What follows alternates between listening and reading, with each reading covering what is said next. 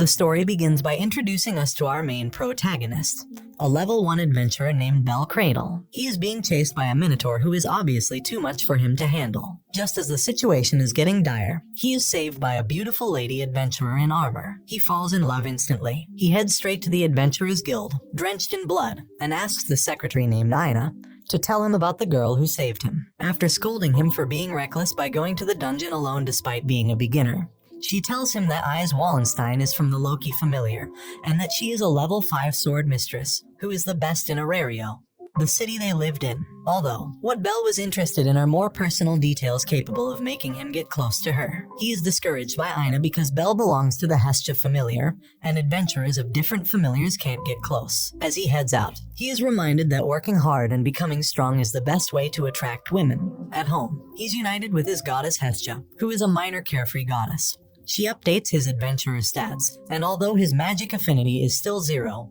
he gains a skill called Reality Phase which allows him to mature with great speed. However, she keeps this a secret from him. The next day, after training, he goes to eat at a restaurant. Here he finds some adventurers from the Loki familiar along with Ise. During their discussion, how he was saved by Ise was brought up by her fellow party member. He mocks Bell for being weak and calls him a tomato kid, because his white hair was drenched in minotaur blood at the time. Bell gets embarrassed and rushes out of the restaurant. Out of frustration, he heads into the dungeon again to fight monsters. Some days later, Bell's stats has increased drastically as a result of his skill. This makes Hestia feel uneasy, because Bell is going overboard despite having inadequate equipments. She decides to help him out by getting a custom-made weapon for him. She leaves to attend the Banquet of the Gods, a party solely for gods and goddesses organized by Gainsha. At the banquet, she meets Freya, the goddess of beauty, and Loki, who always ends up bickering with her. Hestia and Loki make a scene with their argument, centered around how broke Hestia is and how flat-chested Loki is. However, the other gods are so used to both of them fighting that they anticipate and make bets on who would eventually win the argument. Hestia then meets with Hephaestus and begs her to make a custom-made weapon for Bell. While walking through town, Bell comes across some workers at his favorite restaurant. They ask him to go to Monster Philia, where he should give Seer her wallet, which she forgot to take with her. Seer is another love interest of Bell who works at the restaurant. While searching for Seer, he stumbles on his goddess who forces him on a date. At the same time, Freya has sent a monster to kill Bell. She is known to meddle with adventurers who catch her eye. The monster begins to wreak havoc in the city, eventually interrupting their date. The silverback monster begins chasing both of them and Bell tries to confront it. However, his knife breaks without hurting the monster. He flees with Hestia and locks her in an alley, then making himself monster's bait. He's then chased by the monster all around town but has no means of attack. Just as he is about to be smashed into bits, Hestia shows up again. He's mad at her for making his efforts go to waste, but she tells him she will help him win. She then hands him the custom-made knife which is activated as he makes contact with it. She updates his stats using the knife and urges him to believe in himself and in her. Bell uses the knife to fight the monster head-on. He defeats it with ease this time. There are a lot of witnesses who cheered for his victory. At the guild, he tells Ina he needs permission to move to a higher level in the dungeon. She refuses, telling him his stats are still too low, but is surprised when she confirms that Bell's stats has skyrocketed. She offers to help Bell purchase armor. The next day, they head to the Hephaestus familiar store called Babel, where Bell comes across his goddess working part-time for goddess Hephaestus. He purchases a unique set of armor from the store, with the help of Ina, who is turning out to be his third love interest. The next day, he heads out and encounters a beast girl who looked like the girl he saved in an alley earlier. But she argues that she's not the same person. She offers to work for him as a supporter in the dungeon. Her name is Lilaruka, and she smiles mischievously. In the dungeon, while Bell fights, she compliments the ability of his knife. As they rounded up their adventuring for the day, she offers him another knife to use in obtaining the dead monster's gem. She uses the opportunity to steal his knife. At the guild, Ina points out that his knife is missing. As he begins searching for the knife, he stumbles on Lily. She was caught with the knife by Seer and Ryu, her colleague, and was being chased by them, before they stumbled on Bell searching for his knife, which they gave to him. He is unaware that Lily stole the knife and Seer decides to keep it a secret. So Bell hired Lily and they kept exploring the dungeon together. earning a lot of money. Some days later, Ina and her colleague are talking about how the members of the Soma Familiar seem to be on edge and shady. Ina is worried about Belle because Lily is also from the Soma Familiar. Belle takes the next day off. He visits Seer in her workplace where he borrows a book about magic. As he reads the book at home, he sleeps off. Later that day, Hestia tries to update his status and notices he now has a magic attack called Firebolt. He sneaks out at night to test his new magic skill. Seeing how awesome his magic is, he gets carried away and overuses it, causing him to collapse. He is found by Eyes and a fellow adventurer, and Eyes had just finished defeating a floor boss. When he regains consciousness, he finds himself being nursed by Eyes. He is startled, and eventually runs away without saying a word. Belle later discovers that the magic book was a grimoire, which has become useless because he can't read it. Grimoires are expensive, so Hestia planned to make Belle lie that he never opened the book.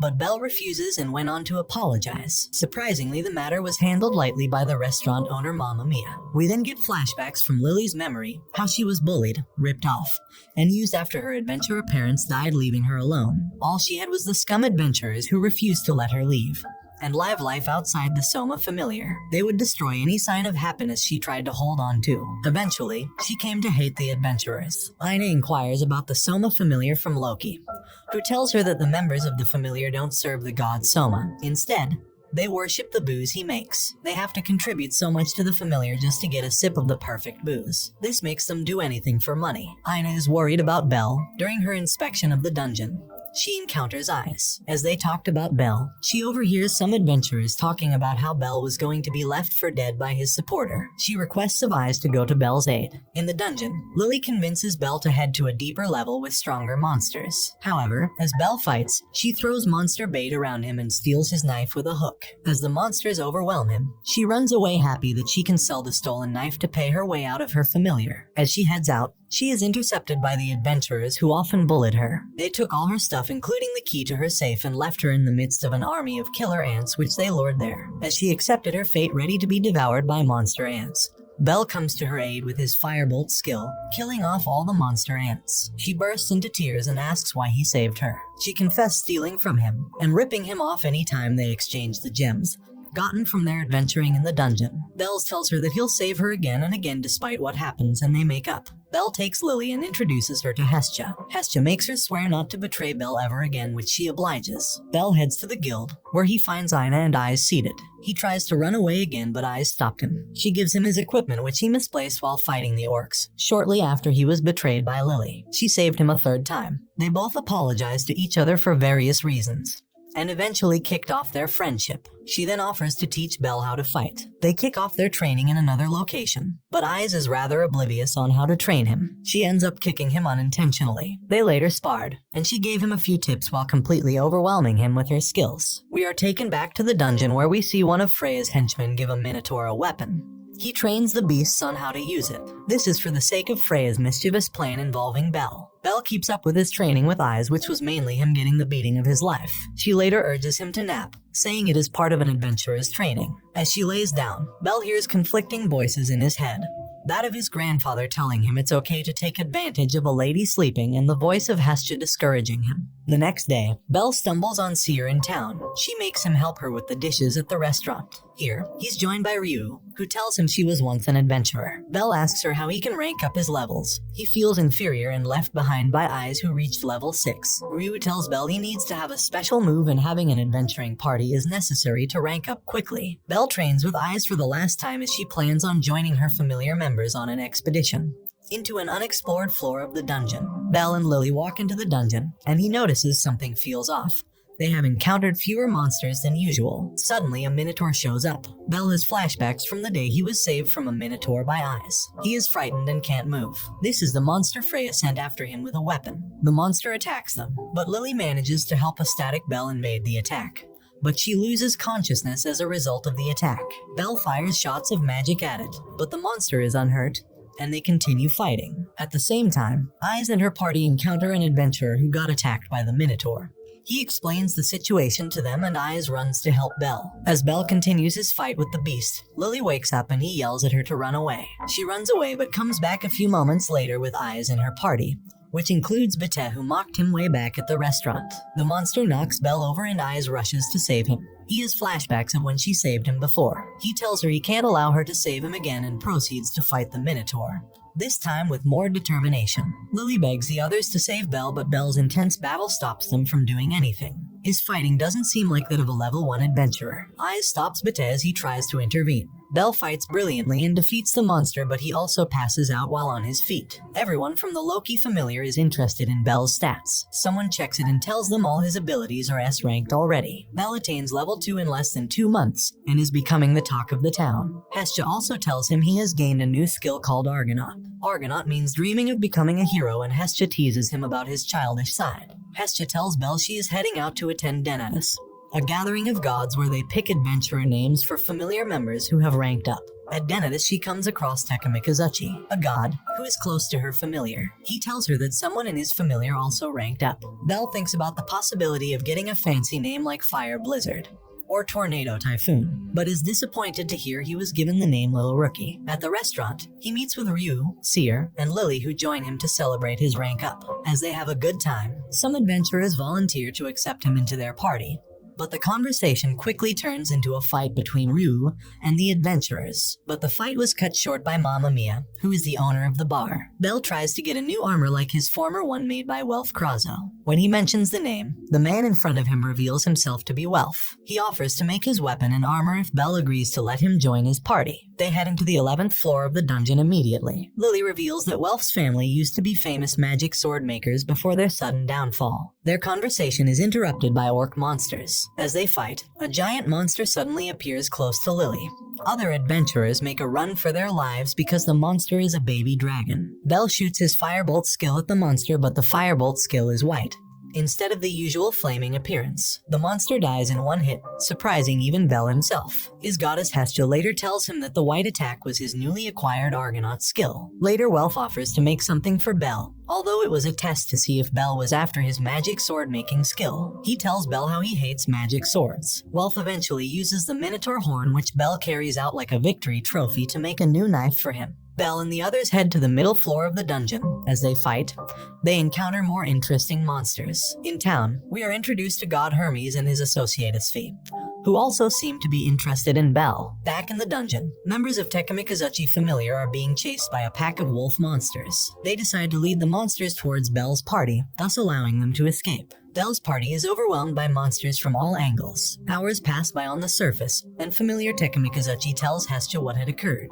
Hestia decides to make a rescue party to find Belle and the others, although they are short on adventurers. Hermes offers to help along with the Sphi. Hestia decides to join them despite knowing it is forbidden for gods to enter the dungeon. Hermes secretly recruits Ryu into their search party. Belle and his party are finding it difficult to survive as they head to the safe zone, but Belle manages to defeat some minotaurs with his Argonaut skill. The rescue party has arrived. They fight monsters as they make their way to find Belle's party. Belle drags both of his exhausted party members with him as they descend to safety. As he reaches the 17th floor, he meets the floor boss who was supposed to have been defeated. He manages to outrun it with his party members, before landing safely in the safe zone, where they are treated by the Loki familiar. The safe zone is like the surface with trees and light, like the sun provided by magical crystals. In the evening, they are joined by the search party, and it's a heartfelt reunion. Welf is handed a package with a note from his goddess, and they call it a night. The next day, they all head into the town and the dungeon. In the town, they go exploring and find that things are rather expensive there. As the ladies talk about going to bathe in the river, Hermes invites Belle to come with him.